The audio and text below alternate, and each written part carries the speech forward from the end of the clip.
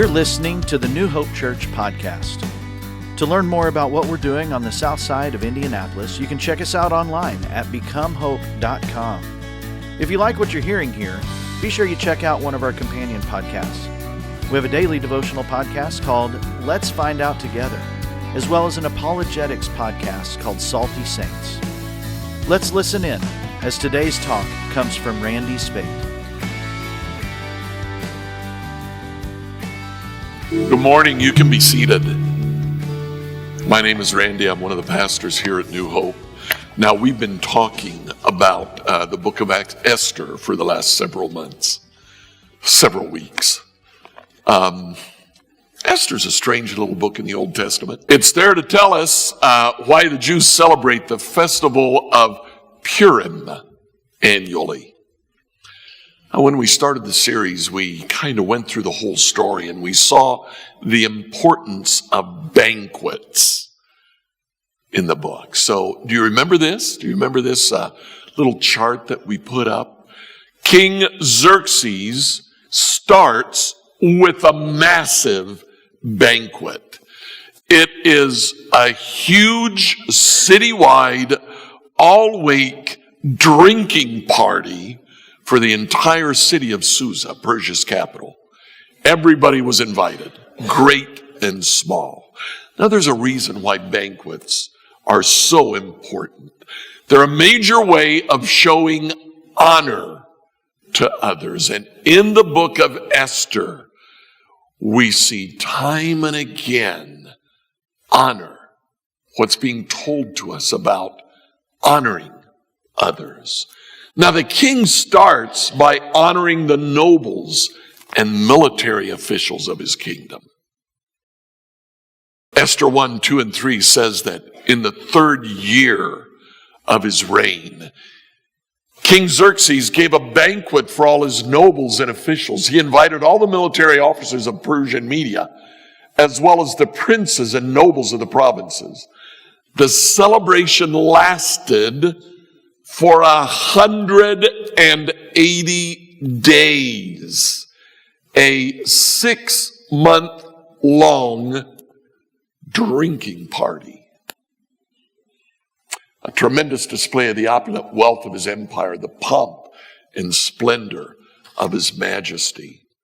Now, when it was all over, the king gave a banquet for all the people, from the greatest to the least, not just the nobles and the military men, but everybody who lived in the city, the fortress of Susa. It lasted for 7 days. It was held in the courtyard of the palace garden.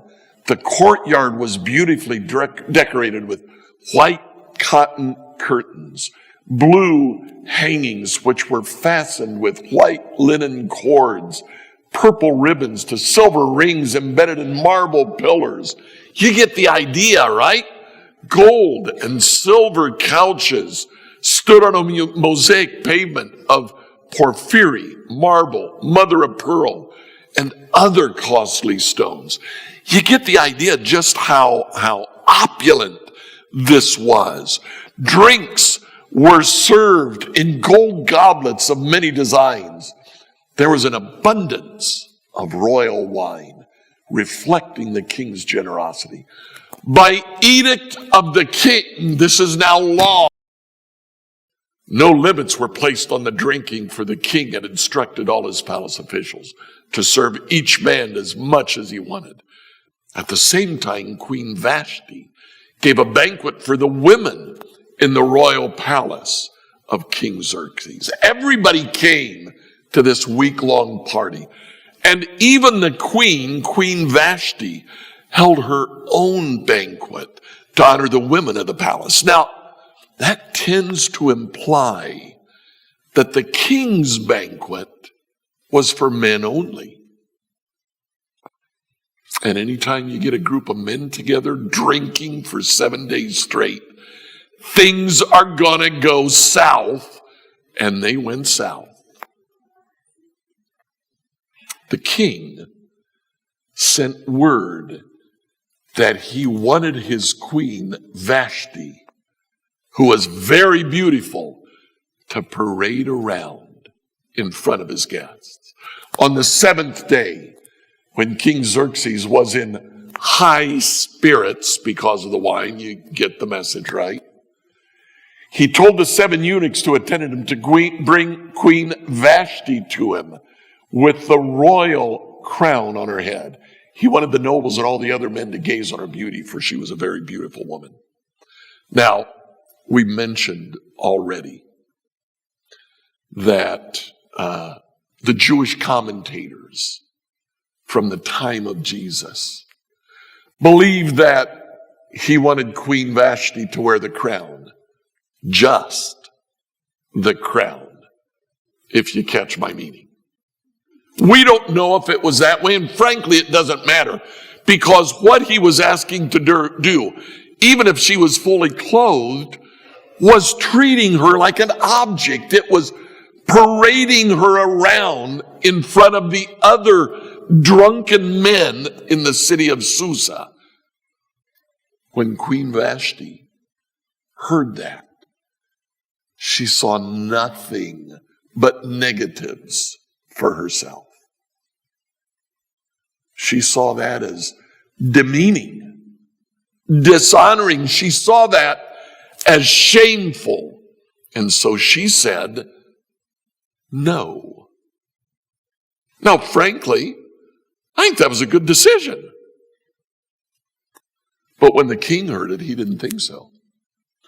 The king is now shamed because his wife refuses to do what he asks. So he reacts. He divorces her on the spot. And he begins to look for a new wife. That new wife is Esther. And we've talked about that before. We've gone through this story 3 times already. And you know how the story goes. He found Esther. He brings Esther into his harem, but then something unexpected happens. He falls in love with Esther.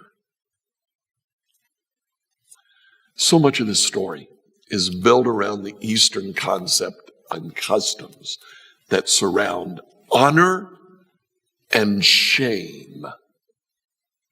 Sounds strange to us because we don't view honor and shame in the same way that they did. But still, we talk about honor. We just don't use those terms. We talk about prestige. We talk about respect. In fact, we get on social media and we're impressed by those who have more followers than others. Well, what do you think followers are? They are people who are saying, we respect this person. We are interested in this person. We are following them because, at least to some extent, we want to see what they have to say. Others seem to honor them.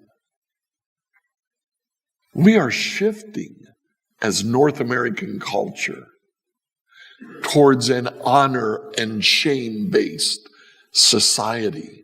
And social media is leading the charge in that shift. Now, that's not bad. It's not necessarily good. It's just reality. It is happening. More and more as a people, we live our life simply seeking to avoid being humiliated, being disgraced, being discredited. In fact, we've invented a new word, being dissed. It's not necessarily new. It's from about 10 years ago, but it's short for being disrespected. And we want to avoid being disrespected. Well, let's go back to the story of Esther. The next thing we learn in the story of Esther is the villain of the book. His name was Haman. Now, sometime later, King Xerxes promoted Haman, the son of Hammedatha the Agagite, over all the other nobles. He made him the grand vizier of the nation of Persia. He made him the most powerful official in the empire.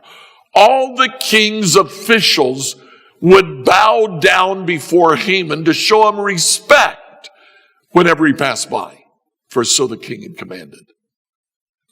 But Mordecai refused to bow down or show him respect. First thing we learn about Haman is that Haman loved receiving honor.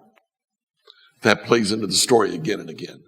We learn that Mordecai refuses to give Haman the kind of honor that Haman was actually looking for. Mordecai refused to bow down before Haman. Now, Haman thought that Mordecai was just disrespecting him. That's not really what was happening.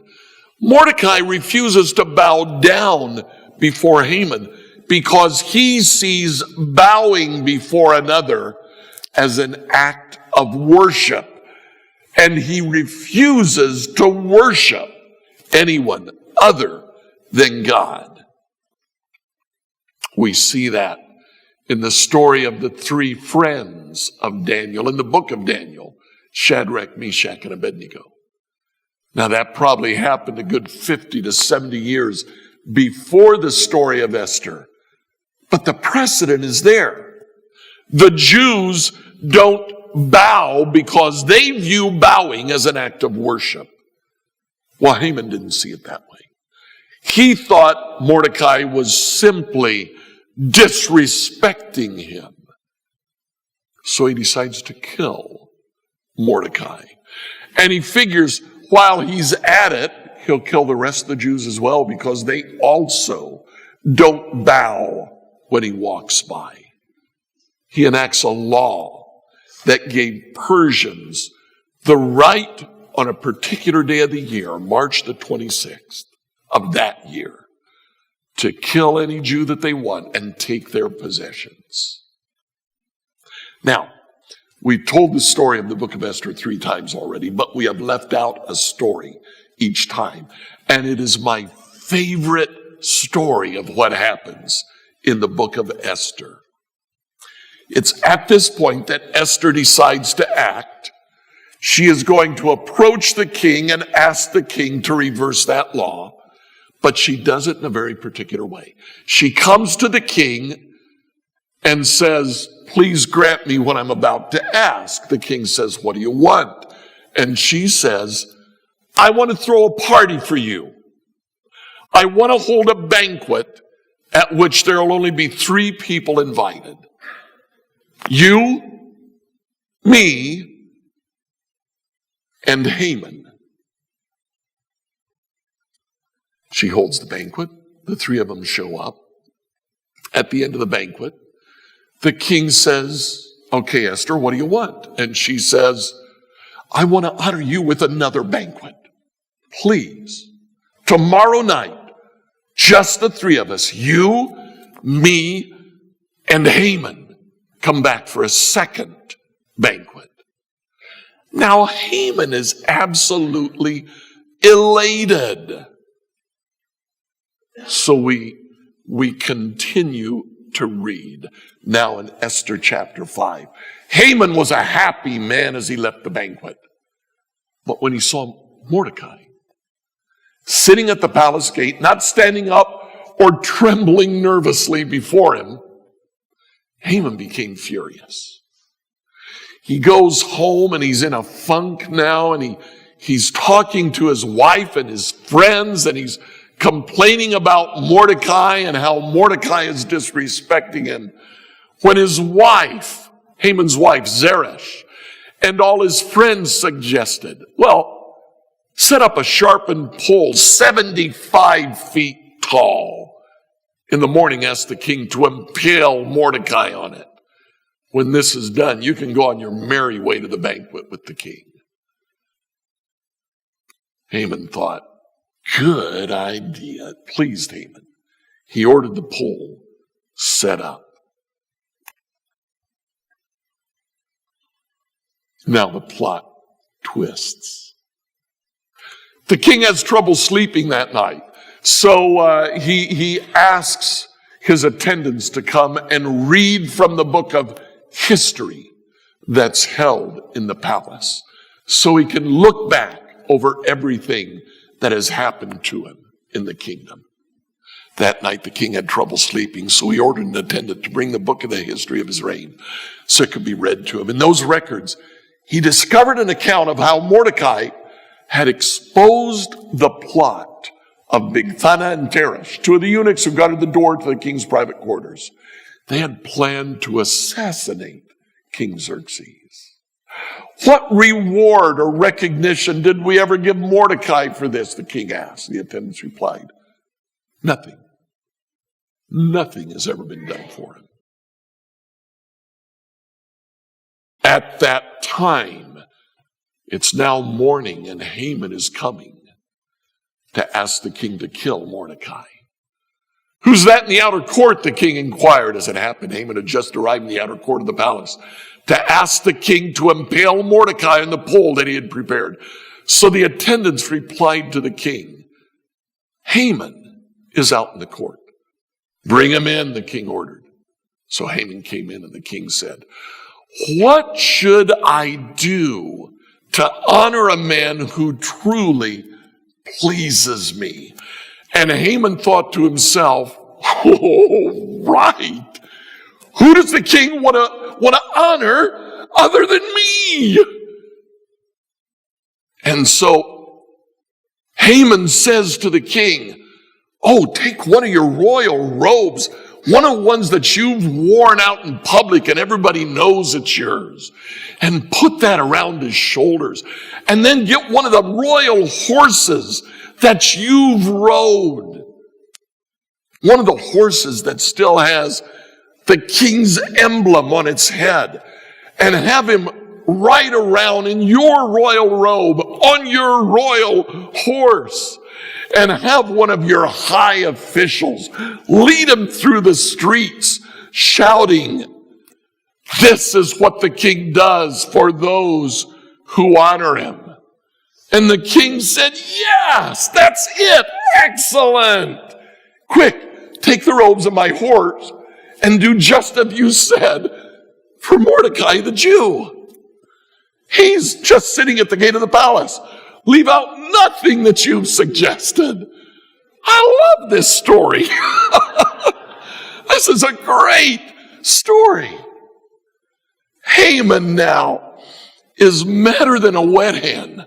He is fit to be tied, but he can't do anything but do what the king has commanded. And now Haman, who has just gone to the king to ask him to impale Mordecai, is leading Mordecai around the streets of Susa shouting, this is how the king treats a man who he wants to honor. Wow. Story goes on. They hold the secret banquet that night. At the end of that banquet, the king says, Esther, what do you want? And she says, my family is going to be killed. My friends are going to be killed. There's a man in the kingdom who has plotted to kill them, and he wants to kill me. The king says, who? And Esther looks at the third person in the party and says, him. And Haman comes unglued. You know the story. We've gone over it a couple of times. What happens next? The king takes Haman out and has him impaled on the pole that he had set up to kill Mordecai. The plot is foiled. The annual festival of Purim is inaugurated to celebrate it. But what do we learn about honor and shame? That's what we want to talk about this morning. We learn, first of all, that there are inappropriate ways to seek for honor. There are those who would clutch at honor. These ways usually end up backfiring on us.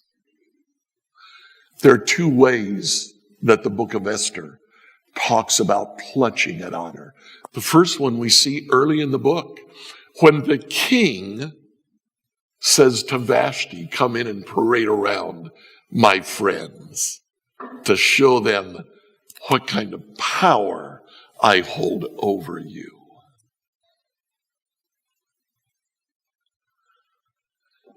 We clutch at honor in our warped and twisted minds when we intentionally dishonor others.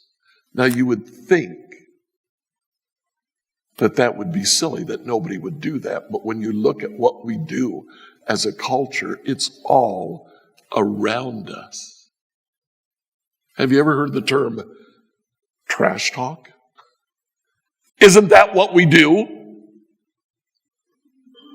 It's not just about how great I am. It's particularly about how lousy you are. Trash talk. We trash talk each other's. In fact, culturally here in America, we have a habit of attacking each other. We'll say something that we know is offensive to the other person. And then we smile because it's just a joke. And the hurt and the pain is still there. We do this so often that we don't even recognize that we do it. But think about it. When you tease others, what are you teasing them about? Aren't you calling out something that you know they're sensitive about? Aren't you saying something to them that hurts? And you know it hurts. But then you smile and you call it a joke because you know that next week they'll say something about you.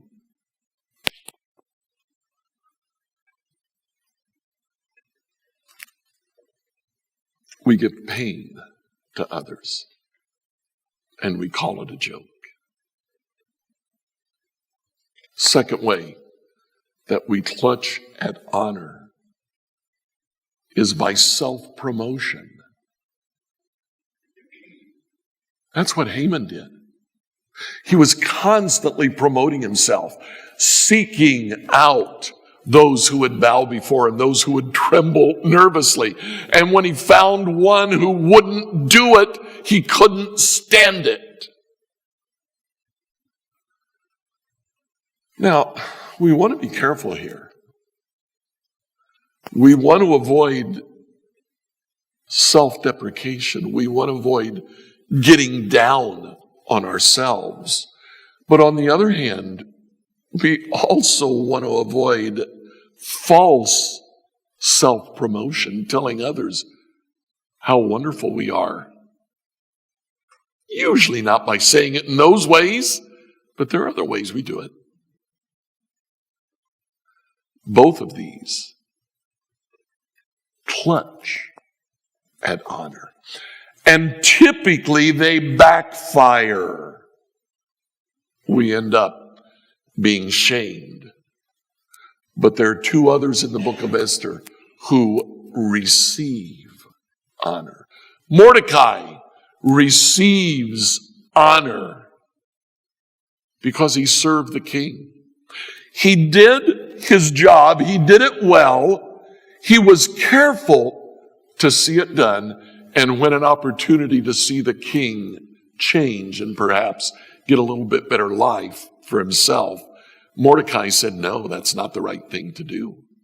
So he served the king well. And as a result, he was honored. Esther received honor because she honored the king. We receive honor when we serve others.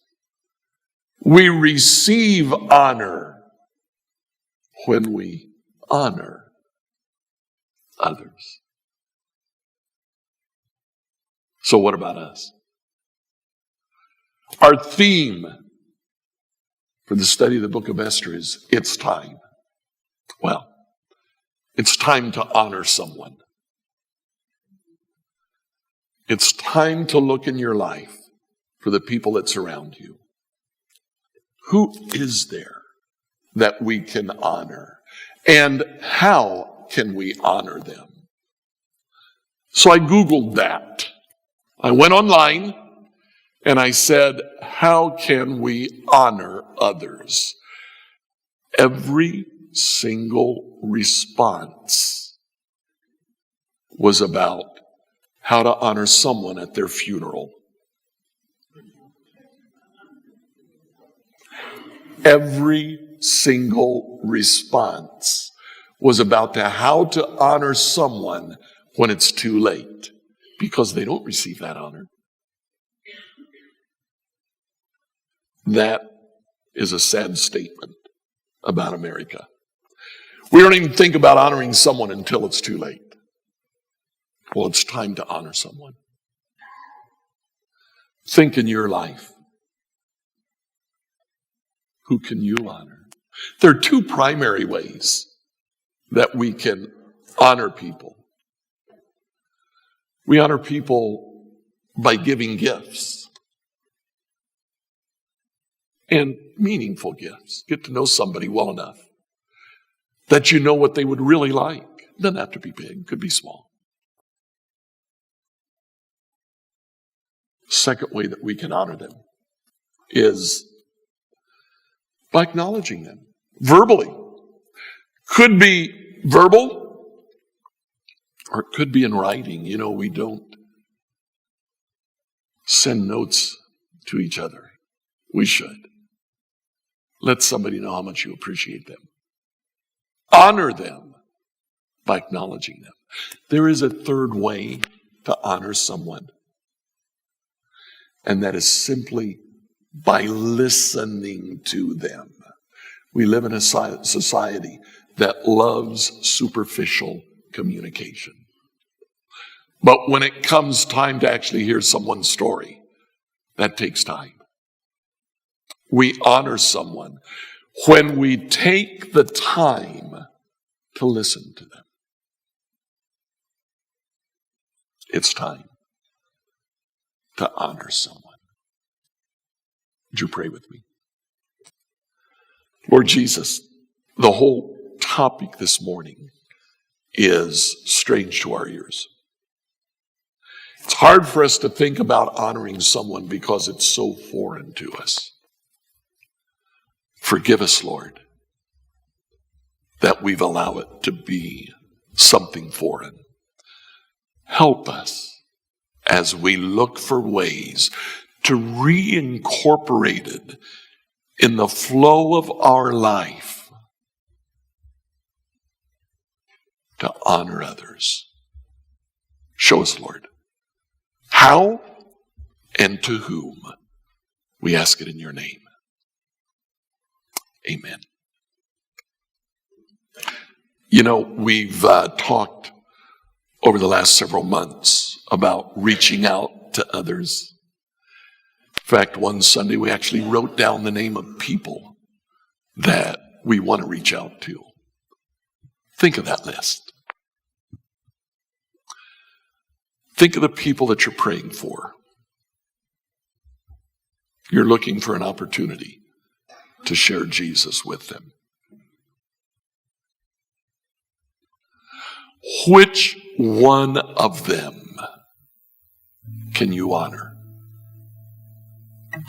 Might not be the person at the top of your list, but that person might be down in the middle of the list, but they did something this past week.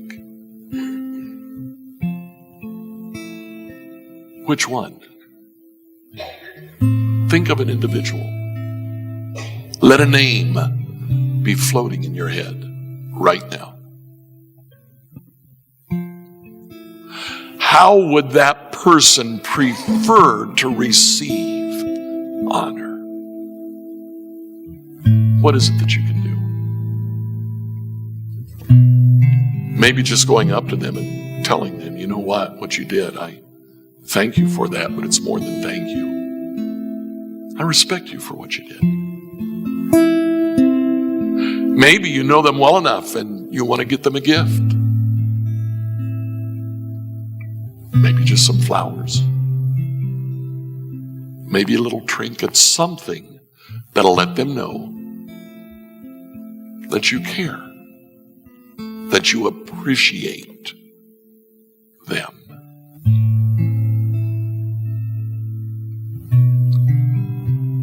When will you do that? You know when you'll see them this week? Or when you're likely to see them? It might be a range, it might be Thursday or Friday. But you're going to look for the opportunity to sit with them, listen to them, share with them, honor them.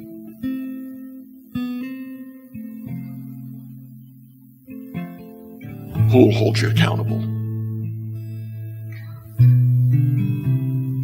Find a friend. Tell your friend what you intend to do. Ask them to ask you if you've done it after the time that you said you would. That's accountability.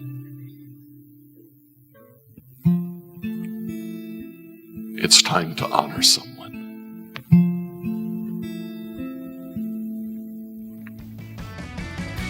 Thanks for tuning in to the New Hope Church podcast. If you would do us a favor and like or subscribe on your favorite platform, we would really appreciate it. Also, if you happen to have any questions, feel free to reach out to us at questions@becomehope.com. Have a great week and know that we are praying for you as you seek to be Jesus in every corner of your world.